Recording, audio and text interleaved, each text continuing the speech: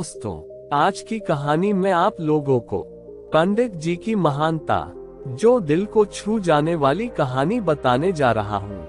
आखिर पंडित जी का कर्म किया था कि उसे महानता प्राप्त हुआ।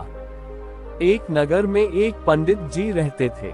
पंडित जी का स्वभाव बहुत ही सरल था और उनको किसी भी चीज का लालच नहीं था। आज पंडित जी सुबह बच्चों को पढ़ाने जा रहे थे तो उनकी पत्नी बोली, शाम के खाने के लिए बस एक मुट्ठी चावल है और कुछ नहीं।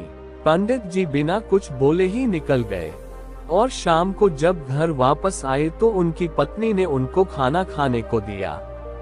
इस पर पंडित जी ने बोला, ये साग तो बहुत ही अच्छा है, तुमने कहाँ से लाया है ये? इस पर उनकी पत्नी ने बोला, आज सुबह जब मैंने आपसे पूछा कि घर में बस एक मुट्ठी चावल है तो आपने इमली के पेड़ की तरफ जब देखा तभी मैं समझ गई थी और मैंने इमली का साग बनाया है। इस पर पंडित जी ने कहा, अब तो हमको भोजन की कोई चिंता करने की जरूरत ही नहीं है।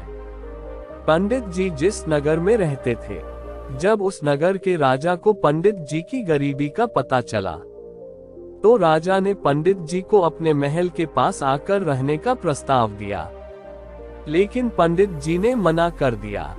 इस पर राजा को बहुत अजीब सा लगा और वह खुद पंडित जी की छोटी सी कुटिया में मिलने के लिए पहुंच गया।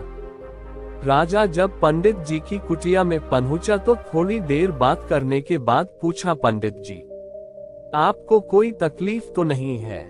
इस पर पंडित जी ने बोला, ये बात तो आप हमारी पत्नी से पूछ लीजिए। फिर यही बात राजा ने उनकी पत्नी से पूछा तो पंडित जी की पत्नी ने बोला, नहीं, अभी तो मेरे कपड़े फटे भी नहीं है और मटका भी नहीं टूटा है और इमली का पेड़ भी है, इसलिए हम लोगों को अभी कोई भी परेशानी नहीं है। हम दोनों लोग बहुत ही काम चीजों में ही बहुत ही खुश रहते हैं। ये बात सुनकर राजा बहुत ही खुश हुआ और उन दोनों लोगों को प्रणाम करके अपने राज्य वापस चला गया। दोस्तों, इस कहानी से हम लोगों को यही सीख मिलती है कि अपने जीवन में खुश रहना सीखो। जरूरी नहीं है कि आपके पास राजमहल हो तभी आप खुश रह सकते हैं।